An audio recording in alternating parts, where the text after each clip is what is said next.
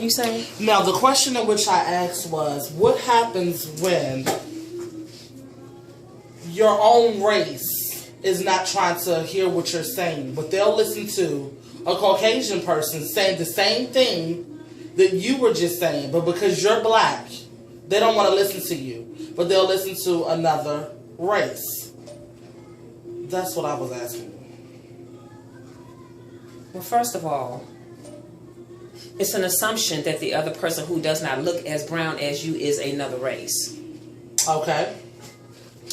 And if the person is not listening to you, they are simply not your listeners. As your consciousness is evolved and the higher it continues to evolve, you become more accepting of those who are not supposed to participate in your thought process. Okay. And it's really just that.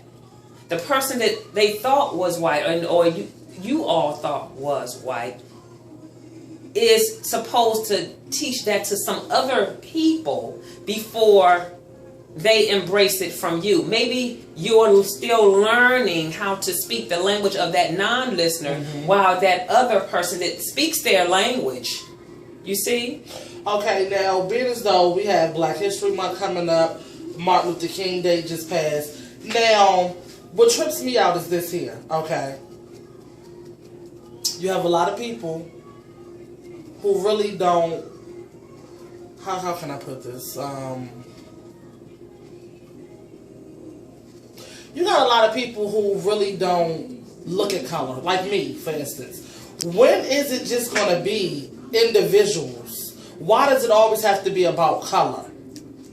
What is that going to be like? I'm just sick of that, because it's supposed to be now like, well, Martin Luther King, he dreamed that all of us, migrate together, sit together. We're doing all of that, but it's still racism, but it's more so within our own community. Well, too bad he didn't have a dream about all black people coming together first. Yeah, that's what he should have did, because it's us hating on us. It ain't really the whites and the Hispanics and all of that. But it's not the we and the us. We are not the same. We have to get to a place where we accept that we are different, that we not continue looking for our differences as problems, but they are necessities. Once we accept our differences, then we can start seeing why people don't act like us, talk like us, do like us, need like us, stand like us, dance like us, eat like us. It's all necessary to be different, because each individual has a message to bring to the table. Everyone says they want to be different, but if you're different, why are you preying on somebody else's downfall? Because secretly you're envious of that person. But that person that needs to do that has to do that for that person that you think that they're, what did you call it? What, envious? Yeah, well, that person that they're envious of. But they're like, oh, that's just like, okay, for example, if somebody gets a promotion on their job, as a unit, you should be happy that somebody's going up the ladder. No. You should accept that the person doesn't have to be happy about it. You didn't get it because they were happy to help you get it. Right. You got it because you were supposed to be in that position. That's enough to think about.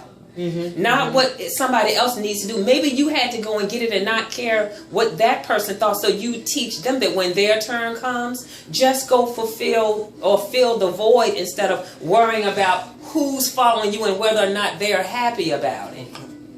Confirmation. Okay. Now, another thing that's been bothering me is these deadbeat mothers, Rhonda. The deadbeat mothers. Mothers, don't have kids if you're not going to take care of them. Don't have kids if you're going to pawn them off on a friend. You say you're going to the store, you never pick your damn child back up. What is that all about? But maybe the person that they left the child with is a better parent than the mother parent. That could be so, but at the end of the day, that's still your child. Correct. Your responsibility. Well, but then you'll be the same person that left that child with somebody, but then to get mad if somebody's correcting your parenting. But that's that type of person who does that thing. Specific people do specific things where we can say those women, that woman, that mama, that one. there is a specific group of people who do exactly that. Well, does it mean that they're a bad person? And no, it doesn't. It means that the person that is responsible for the child's moment right there is to be the best in that moment for that child. Okay. Criticizing the mother doesn't make that child any other way other than critical of you. Right.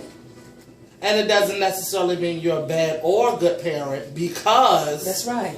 You chose to leave your child where you thought probably was the best place for them. But that was the best place for them because that's the destiny of where the child ended up. It's not whether it's going to be, oh, I love you, you're such a sweet, wonderful thing. It's like this set moment right here is going to give you a lesson that's going to evolve you in one direction or the other. And that's the only reason we're